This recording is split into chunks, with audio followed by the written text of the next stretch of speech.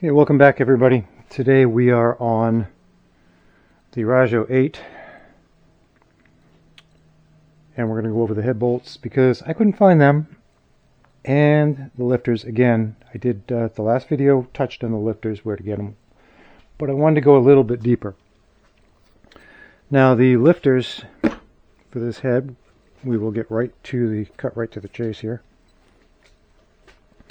These are true to the end Smith Brothers push rods, www.pushrods.net. They are custom made, and my friend decided to order 2 more so you can see what they look like out of the car. Alright, so that's that. They are 10 1/4 inches long. They're 5/16 in diameter, and there's a cup that matches the... Oh, they're right in front of me. There's a cup that matches these. Hopefully this camera's aimed right. 10 1/4 inches long. www.pushrods.net. Custom job. You can, yeah, see there were, if you want these, I'm sure it's going to be on record, so just Gen 3 Antique Auto is us, and we're the ones that ordered them. Now for the head bolts. These were ordered on Amazon, and we've got 22TH26A. They are 7/16 by 14 by 5, according to this, 1/2 inch steel, grade 8. And you need to buy 2 packages because 2, 4, 6, 8, 10, there's 11 of them. In addition, that's Amazon. I'll put a link in for that if you want to buy those. In addition to that, we needed washers because these were just they're too long. These are SAE extra thick flat washers. They are grade 8, 7/16, and they come 25. Fasteners Incorporated. I think I hear we have company. Give me a second.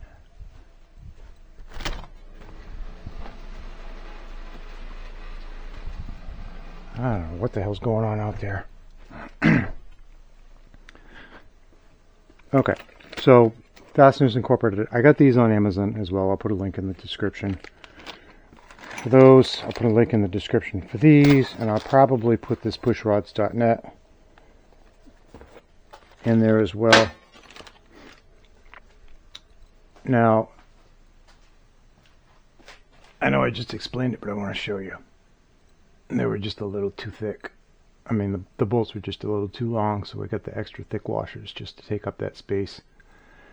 These all did torque down to 55 foot-pounds. I'm assuming that's the stat. I don't have specs for this particular head, but that's my guess.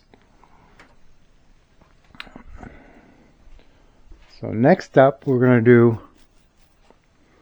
the valve train. I got to put some grease on these. I got to oil them up.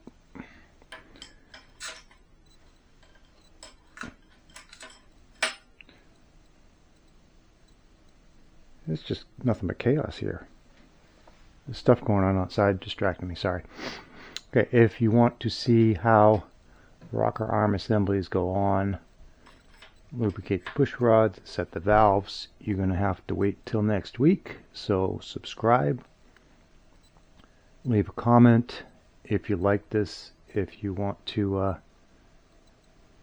get a reminder, then you can turn the notifications on. I'm sure you know how to do that. So we'll do that next week. I know it's a pain, but we're going to do it in chunks. So this was mainly for the head bolts and the parts information. The valve lash and what I'm going to use for grease. That head gasket really is squeaky.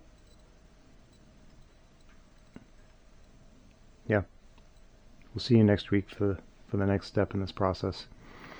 I do believe that he's coming back up in a few days with the the carburetor. We're going to put the hogshead back on. I have this open right now for one reason. I want to be able to grab it and turn it. So right now we've got piston number 1 at top dead center compression, so we can set the valves. Next will be this one. You can clearly see that this is not on compression. This one is not. Looks like this one might be, but it's going to go 1, 2, 4, 3. So we'll get on that in the next video. So stay tuned. Thanks for watching.